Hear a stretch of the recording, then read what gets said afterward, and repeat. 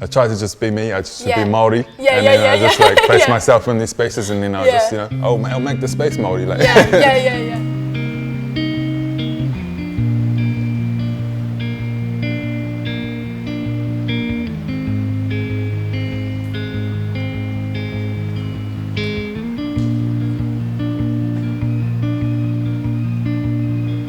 Hold on. So when I first started listening to your music, I kind of felt like this instant kind of connection, almost like I was finally seeing myself and the people around me like represented in a way that I hadn't before.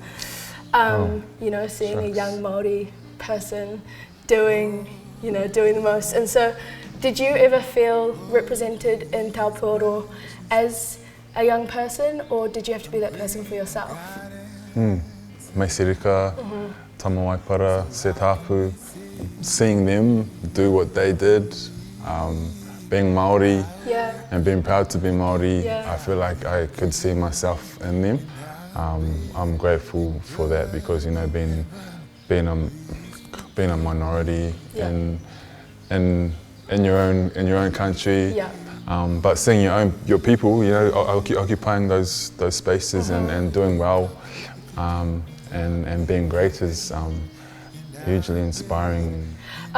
Going off of that, being as you said, being a minority in your own country, in our own country, have there been challenges stepping into a majority Pākehā space as a Māori man? Have there been things that have been difficult? I guess the kind of culture clash. Yeah. I attended the Tate Music Awards one year, and there was an award for I think it was a legacy award, and the group that won had I think one of their members had passed away. They ended up bringing the person's ashes onto the stage and then sprinkling the ashes on the stage, and and it kind of just woofed up and kind of just was all in the air. So that was quite confronting for us because it's like,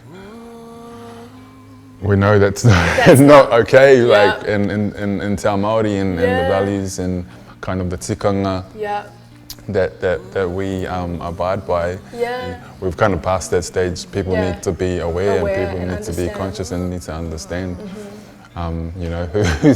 whose land this is, and also respecting the tikanga. Walking into a space that isn't meant for us is kind of buzzy, but being white passing definitely means that I am able to walk more easily between the two worlds, which is pretty messed up. Yeah, when it comes down to whakapapa, we whakapapa Māori, and I'm also on my dad's side, I'm whakapapa Pākehā as well, so my mother's Pākehā, and I acknowledge both sides of myself. And yeah, that's interesting. Do you have how do you honour both sides? Because there is that conflict that lives within both of us. Like my mom's Pākehā as well, right. my dad's Māori, so there is like a conflict, the colonizer and the colonised. right.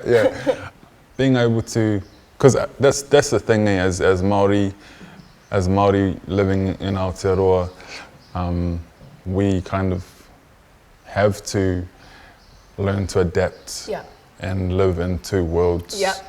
And there's that duality constantly.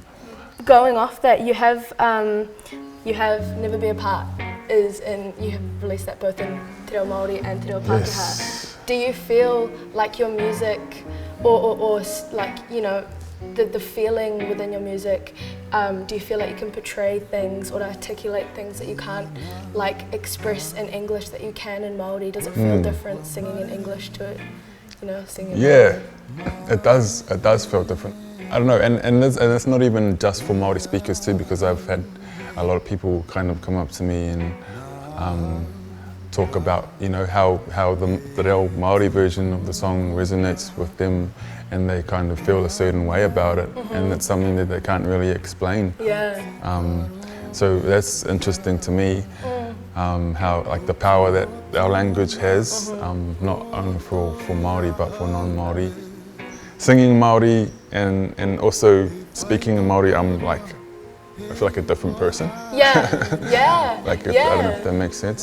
So your persona in Te Ao Māori is kind of different to your persona in Te Ao Pākehā? Yeah. I don't know. It's hard to explain. Yeah. No, I kind of get that. Yeah. I kind of feel like I get that. Yeah. And like little things. I mean, like with E Kore Rawe Wehe, like the way that you say things, in Māori you can't say things the way that you can say them in English. No. Like you can't say I love you in Māori. No. You have to say like E Kore Rawa te pūaroha, e me misi kia koe, Yeah, you know? and it's way more poetic and way more poetic. Yeah, and you're right, like, and vice versa. You can't translate something from English into Te Reo Māori and expect it to have the same kind of meaning. So when we were going through the whole process of translating, like Never Be Apart for the Waiata Anthems project, that was something I was very conscious of because I didn't want it just to be a direct translation. Yeah. So it's almost like you have to rewrite the song in Te Reo Māori. Yeah.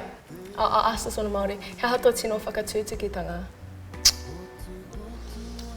Ko te mea he maha, engari he paku pēr, and enei tuahuatanga katoa ka whakakotahi and ka whakapakari i ahau i roto i oku mahi.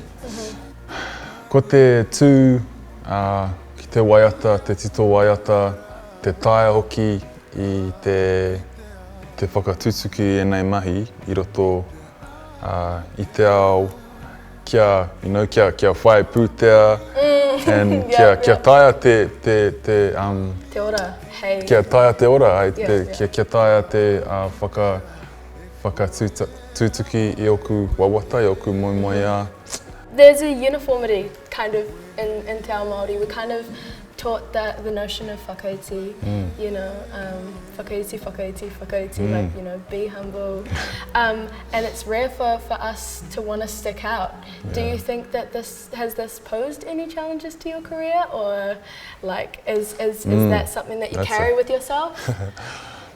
I don't know. I feel like, you know, we hear it as we're growing up. We're like, yeah, e koere te kumara, e koere mo tōna kereka, you know, you don't boast about yourself.